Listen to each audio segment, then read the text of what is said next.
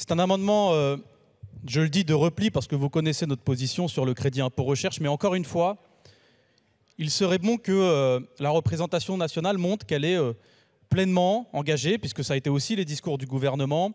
dans ce genre de texte de loi auprès des petites et moyennes entreprises. Nous proposons quelque chose de simple, quelque chose qui ne coûte rien, c'est de plafonner le crédit impôt recherche au niveau du groupe et non plus de l'entité. Pour une raison simple, c'est que le crédit impôt recherche, aujourd'hui, il bénéficie à 26 000 entreprises, mais il n'y a que 50 groupes qui arrivent à concentrer la moitié du crédit impôt recherche, c'est-à-dire 3 milliards sur plus de 6 milliards d'euros. Et on voit ce que ça donne aussi dans le pays. Un groupe comme Sanofi, qui l'année dernière gagnait 160 millions d'euros grâce au crédit impôt recherche, a, ces dernières années, supprimé des emplois dans ses fonctions de recherche et développement. Donc vous voyez, il y a quelque chose qui ne fonctionne pas avec le versement du crédit impôt recherche, c'est qu'à la fois, il va trop envers les multinationales, pas assez envers les petites et les moyennes entreprises, et qu'en plus, les multinationales qui reçoivent cet argent ne l'utilisent pas forcément dans le bon sens, c'est-à-dire pour faire augmenter la recherche et le développement dans le pays. Je rappelle que 80% des créations d'emplois dans ce pays, en recherche et développement, se faisaient dans les entreprises de moins de 500 salariés. Alors nous vous proposons un amendement qui est un amendement de repli pour nous, mais qui est important pour le pays, qui consiste pour les petites et moyennes entreprises à les faire bénéficier pleinement du crédit impôt recherche.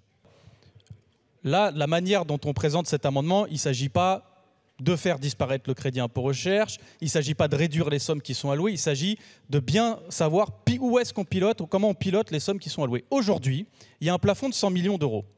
Le problème, c'est que dans les multinationales, il y a des montages d'évasion fiscale qui sont opérés, c'est-à-dire que vous faites un brevet, vous le vendez à la filiale, elle profite elle-même des bénéfices réalisés en France, etc., etc. Ce qui fait qu'une multinationale arrive concrètement à dépasser le cadre des 100 millions d'euros qui sont censés être le plafond naturel avec des montages fiscaux. Nous, on ne demande rien d'autre avec cet amendement que d'empêcher cette pratique-là, qui est une pratique d'évasion fiscale, qui est une pratique de captation du crédit impôt recherche, qui n'est pas juste une captation qui nous dérange en soi parce que c'est de l'évasion fiscale, mais c'est aussi de l'argent qui ne part pas du coup dans les petites entreprises et les moyennes entreprises. Donc honnêtement, réfléchissez-y, parce que ce n'est pas un amendement très méchant, mais par contre, il redirige le crédit impôt recherche là où il devrait aller, vers ceux qui créent des emplois dans la recherche et le développement, c'est-à-dire les PME.